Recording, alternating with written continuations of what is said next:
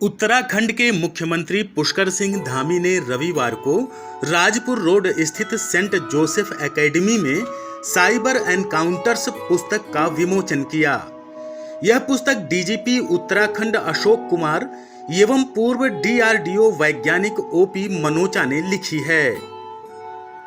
इस अवसर पर मुख्यमंत्री पुष्कर सिंह धामी ने कहा कि यह पुस्तक बहुत महत्वपूर्ण विषय पर लिखी गई है।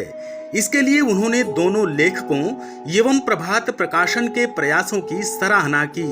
उन्होंने कहा कि अशोक कुमार व ओपी मनोचा ने साइबर अपराधों का विश्लेषण करती व सत्य घटनाओं पर आधारित यह पुस्तक लिखी है। इससे साइबर अपराधों से बचने में पाठकों को बहुत मदद मिलेगी। पुस्तक का एक एक पृष्ठ लोगों को साइबर क्राइम से बचाव के लिए प्रेरित करने का कार्य करेगा।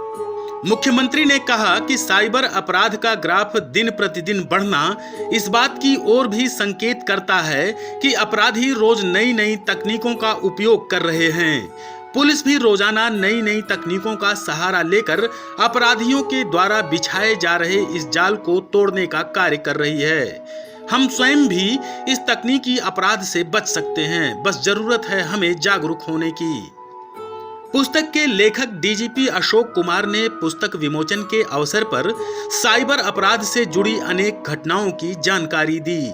साइबर अपराध से बचाव के लिए हमें किस प्रकार सतर्क रहना है, इसकी भी उन्होंने विस्तार से जानकारी दी।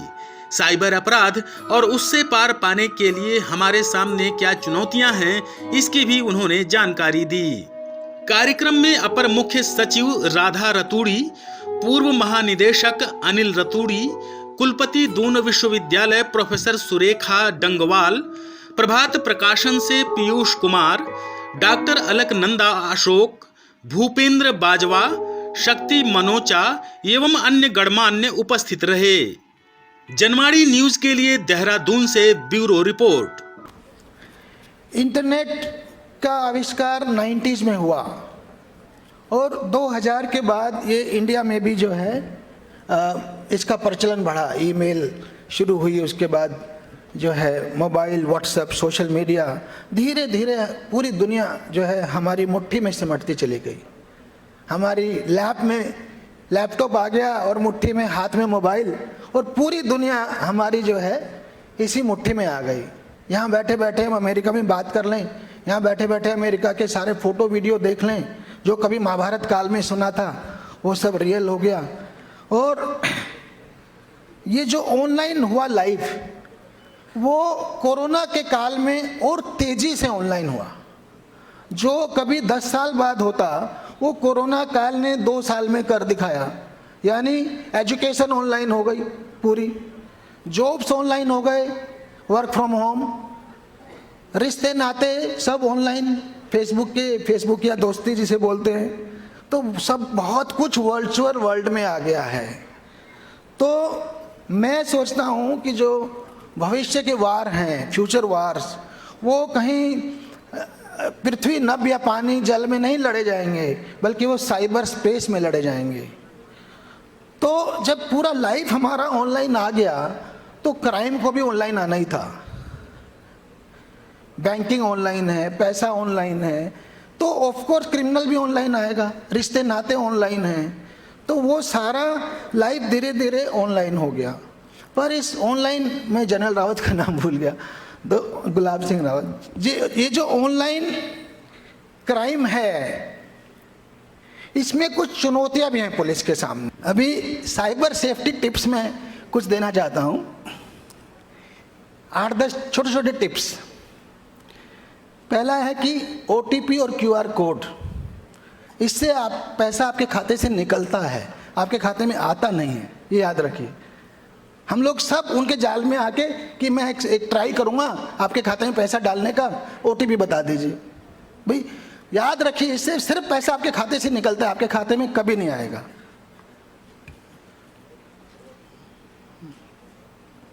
दूसरा जो है, लॉटरी अगर आपने खेली नहीं तो लगेगी कैसे? ऐसे ही ब्रिटिश लॉटरी आ गई मेरे पास 2 करोड़ की। अरे भाई, जब हमने कभी खेला ही नहीं तो अब क्यों इस जाल में आ रहे हो, क्यों ऐसे लालच में आ रहे हो? तीसरा है, कभी भी अननोन लिंक और अटैचमेंट मत खोलिए। एक अननोन लिंक अगर आपने खोला, उस पर आपने क्लिक कर दिया तो आपका पूरा मोबाइल क्लोन हो सकता है और आपके मोबाइल का 100% डाटा दूसरे जगह बैठे आदमी पे होगा। आपके सारे फोटो, सारे वीडियो, सारे फोन, सब कुछ, व्हाट्सएप हो, कुछ भी हो। सो अननोन अटैचमेंट या अननोन लिंक को मत खोलिए। चौथा है कि अपना पासवर्ड स्ट्रॉन्ग रखिए और 2 फैक्टर ऑथेंटिकेशन जरूर ऑन करिए। एक और टिप है, हम लोग जल्दीबाजी में कुछ भी आता है मैसेज की शर्तें वर्तें खट से एक्सेप्ट बिना पढ़े। अरे 5 मिनट, 5 सेकंड, 10 सेकंड दीजिए हर चीज़ को। यहाँ पे क्या पता सामने से फ्रॉड हो रहा हो। 10 सवाल पूछिए ना, ये OTP क्यों मांग रहा है, ये अचानक बिजली के बिल के बारे में क्यों बोल रहा है। थोड़ा लॉजिक लगाइए, थोड़ा मतलब बी अलर्ट, बी अवेयर। अपने को 5-10 सेकंड जरूर दीजिए। अननोन पर्सन से फ्रेंड रिक्वेस्ट मत लीजिए। अगर लेना भी है, मान लिया, तो आप उसका फेक प्रोफाइल को पढ़ने में मुश्किल से 2 मिनट लगेगा आपको। फेसबुक प्रोफाइल देखेंगे, फेक प्रोफाइल में मुश्किल से 20 फ्रेंड होंगे। रियल प्रोफाइल में तो 2-4 हज़ार 5,000 होंगे ना, क्योंकि फेक तो मिटते रहते हैं, उनको बहुत जल्दी गायब हो जाते हैं। तो मुश्किल से उनके 10-20 फ्रेंड होंगे। रियल प्रोफाइल में आपके 10 साल की हिस्ट्री होगी पोस्ट की, उनकी मुश्किल से 2 महीने की पोस्टिंग की हिस्ट्री होगी, 10 पोस्टें होंगी। तो फेक प्रोफाइल का बहुत जल्दी आइडिया हो जाता है। तो उसको आसानी से मत एक्सेप्ट करिए किसी को भी। में डिजिटल युग में साइबर एनकाउंटर्स, इस पुस्तक के बारे में भी अपने विचार रखेंगे और खुद भी वे लेखक रहे हैं। यूनिवर्सिटी के दिनों में उनकी एक कविता मित्र मिले, साथी मिले, मैंने मिला मुझसे, बड़ी प्रचलित हुई थी। जोरदार तालियों के साथ में एक बार स्वागत कीजिए। भारत माता की। इतनी शानदार पुस्तक का विमोचन हो रहा है और उसमें भारत माता की जय ना हो तो फिर आनंद नहीं आएगा, इसलिए जोर से कहिएगा, भारत माता की, भारत माता की। साइबर एनकाउंटर पुस्तक के विमोचन समारोह में हमारे अपर मुख्य सचिव राधा रतूड़ी जी, जिनकी पुस्तक आज यहाँ पर विमोचित हो रही है, हमारे DGP श्री अशोक कुमार जी, उनके साथी लेखक OP मनोचा जी,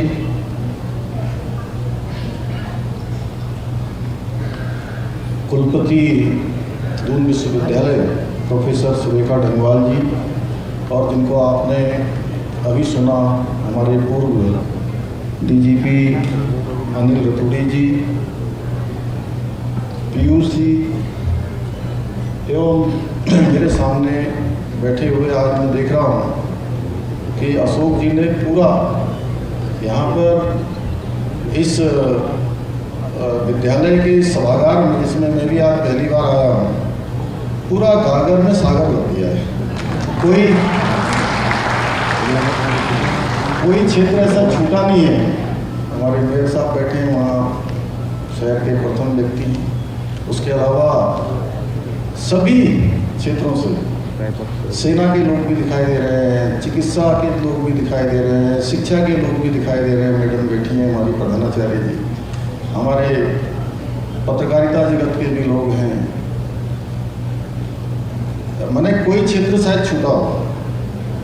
नपलचाल साहब हमारे इतने वरिष्ठ पूर्व मुख्य सचिव साहब, तो सभागार में उपस्थित सभी हमारे आए हुए विद्वत जन, विभिन्न क्षेत्रों के, जिन्होंने अपनी विशेषताएं प्राप्त की। कहीं हमारे जनरल सबरवाल साहब भी दिखाई दे रहे हैं, जनरल रावत साहब भी दिखाई दे रहे हैं। हमें नाम लूँ सतीश भाई, तो मैं समझता हूँ कि क्यों जैन साहब काफ़ी लंबा हो जाएगा। हमारे प्रधानाचार्य जी यहाँ बैठे हैं, बाप साहब बैठे हैं, तो सभी उपस्थित भाइयों और बहनों, मैं आप सभी का आज इस शानदार विमोचन कार्यक्रम में अपनी ओर से आप सबका अभिनंदन करता हूँ, आप सबका स्वागत करता हूँ। और हमारे जो साइबर इनकाउंटर्स पुस्तक के दोनों लेखकों को, श्री अशोक जी को और ओपी मनोजा जी को, इस विशेष पुस्तक को लिखने के लिए मैं साधुवाद देता हूँ। और साथ ही पुस्तक के प्रकाशक प्रभात प्रकाशन को भी बहुत बधाई देता हूँ कि उनके द्वारा ये शानदार पुस्तक यहाँ पर लिखी गई है। मैं अशोक कुमार जी को विशेष रूप से, कि जहाँ पुलिस की नौकरी में इतना समय नहीं मिलता है, लेकिन उसके बावजूद भी उन्होंने शानदार अपनी व्यस्ततम दिनचर्या में से ये समय निकाल कर और साइबर अपराधों का विश्लेषण करती हुआ अनेकों जो सत्य घटनाएं हैं, अभी मैडम राधा जी बता रही थी कि अशोक जी का ही फेक अकाउंट बनाकर तमाम प्रकार से जो डिमांड की गई, शायद इस पुस्तक में उल्लेख है, इसको मैंने तो पढ़ी नहीं, तो इस पुस्तक को उन्होंने लिखा है। जहाँ तक अशोक जी के बारे में हम सभी लोग जानते हैं कि एक साधारण परिवार में जन्म लेने के बाद उन्होंने IIT से BTech MTech किया हुआ। अपने आप में जिस प्रकार से वो उत्तराखंड के सर्वोच्च पुलिस के पद तक, यहाँ तक उन्होंने और भी अनेकों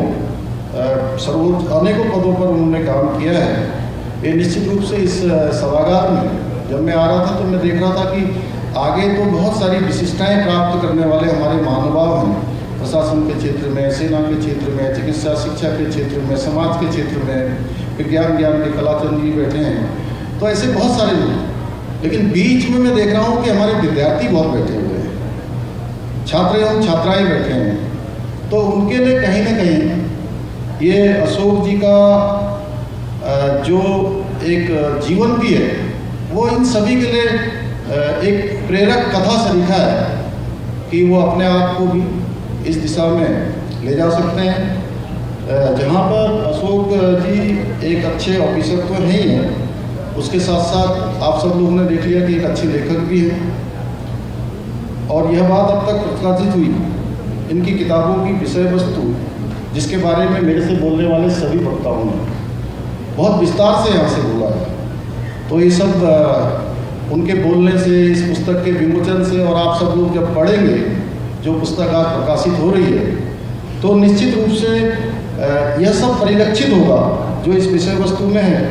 और साथ ही इन्होंने, चूँकि आज मनोजा जी भी हैं, मनोजा जी के बारे में चूँकि उन्होंने, अशोक जी ने भी बोला, अन्य लोगों ने भी बोला, हालांकि मैं बहुत ज़्यादा, चूँकि उनसे मेरा परिचय नहीं है, लेकिन मैं उनको भी बहुत बधाई देता हूँ कि उन्होंने ये शानदार काम अशोक जी के साथ मिलकर किया है। और अशोक जी ने बहुत सारे जो काम हैं, विशिष्ट कार्य अपनी सेवा के दौरान किए। इस कारण से उनको UNO ने भी उनको सम्मानित किया।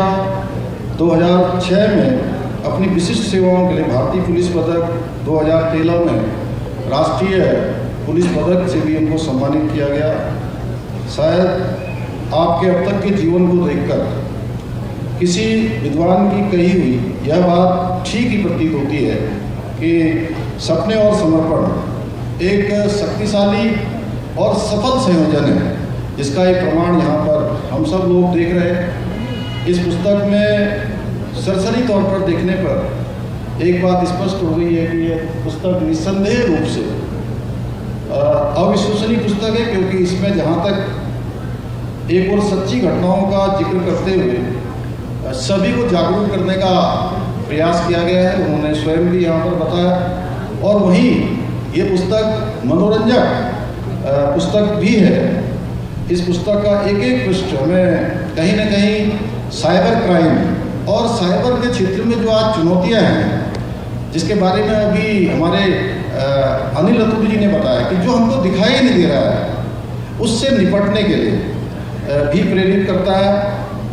और पुस्तक की जो प्रस्तावना है उसमें, और यहाँ बोर्ड लिखा हुआ है अमिताभ बच्चन जी ने लिखी है, जो यह दर्शाता है कि इसका जो उद्देश्य है वो व्यापक है।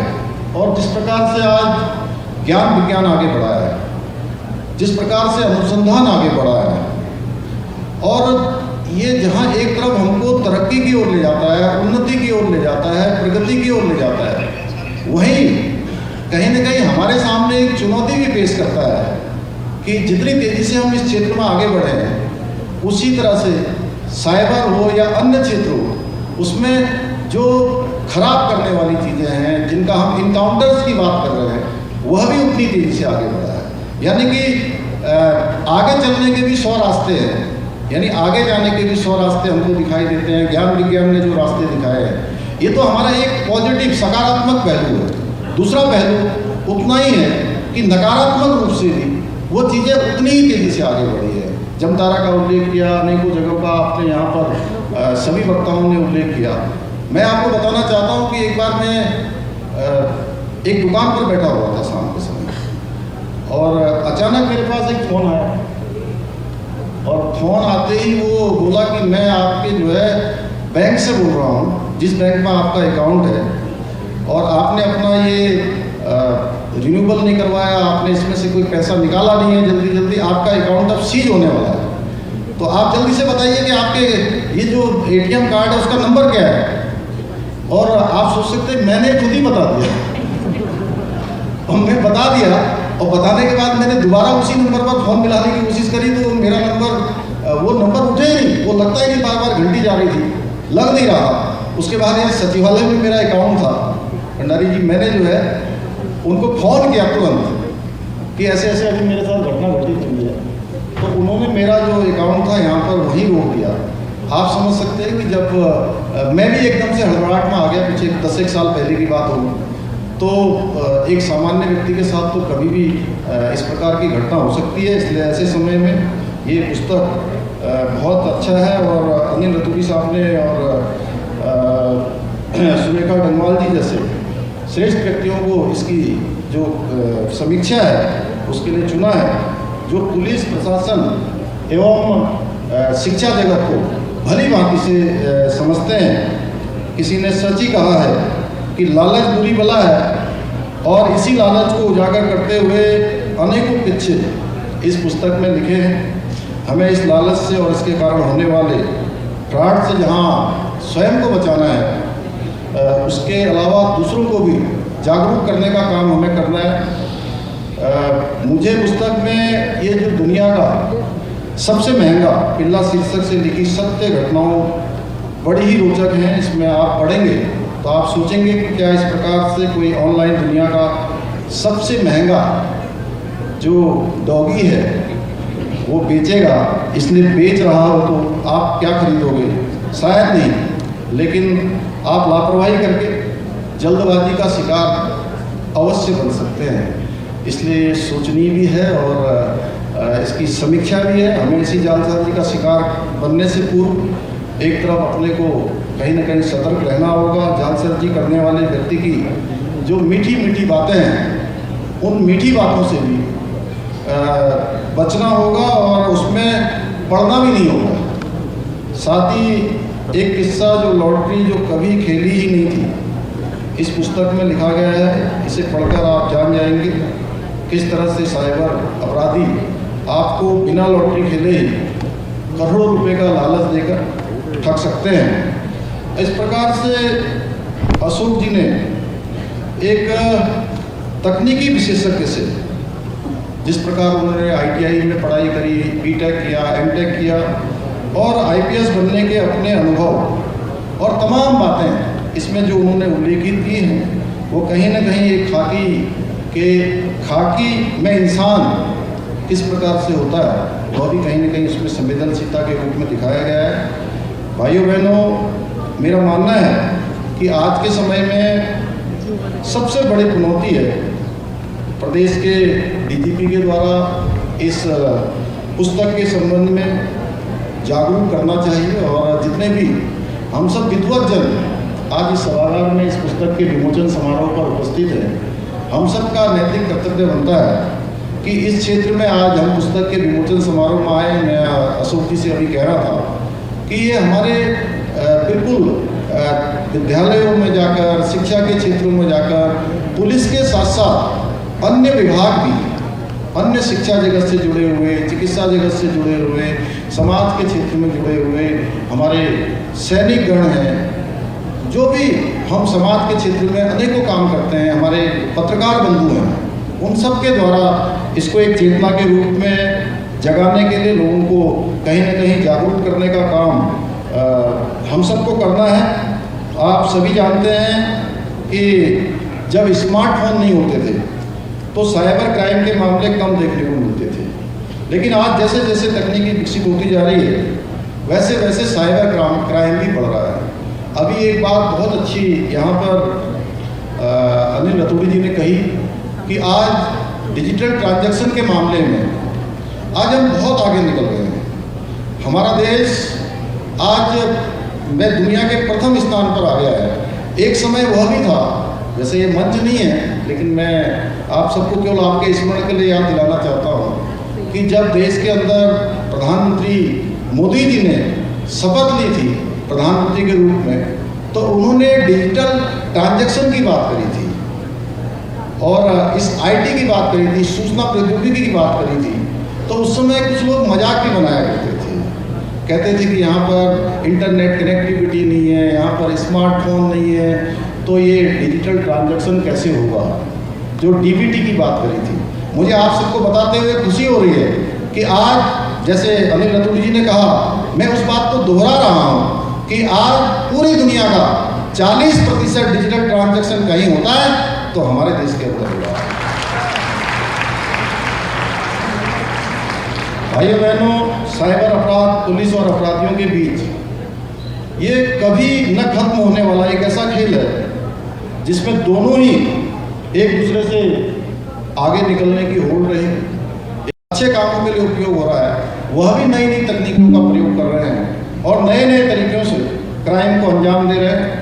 और इतना ही नहीं, जहां हमारी पुलिस इन अपराधियों के मंसूबों पर पूरी तरह से पानी फेरने का काम कर रही है, पुलिस भी नई नई तकनीकों का सहारा लेकर अपराधियों के द्वारा जो जाल बिछाया जा रहा है, जो तमाम प्रकार के जो साइबर क्राइम किए जा रहे हैं, उन जालों को तोड़ने का काम बखूबी रूप से हमारी पुलिस कर रही है। और हमारे अनिल रतूड़ी साहब अब सेवानिवृत्त हो गए इनके समय में, और उसके बाद अशोक जी के नेतृत्व में उत्तराखंड की हमारी पुलिस, हमारे सभी अधिकारीगण, हमारे जवान, विभिन्न क्षेत्रों के विशेषज्ञ साइबर क्राइम से निपटने में बहुत अच्छे तरीके से काम कर रहे हैं और लगातार साइबर अपराधियों को गिरफ्तार करके जेल भेजने का काम भी कर रहे हैं। भाइयों बहनों, हम स्वयं भी इस तकनीकी अपराध से बच सकते हैं, कहीं न कहीं बचाव कर सकते हैं, अपना भी बचाव कर सकते हैं और लोगों को भी बचाव के लिए प्रेरित कर सकते हैं, जागरूक कर सकते हैं। बस हम सबको जागरूक होने की आवश्यकता है और लापरवाही बिल्कुल भी नहीं। जैसे कि हमारे पूर्व वक्ताओं ने कहा, जहाँ भी हमने थोड़ी सी भी लापरवाही करी तो हम इसकी चपेट में आ जाएंगे, हमको कोई नहीं बचा पाएगा। और जैसे ही हमने लापरवाही की, उसी लापरवाही का फ़ायदा उठाकर अपराधी हमें ठग लेंगे। साइबर क्राइम से बचने के लिए सबसे महत्वपूर्ण अगर कुछ है तो जागरूकता है।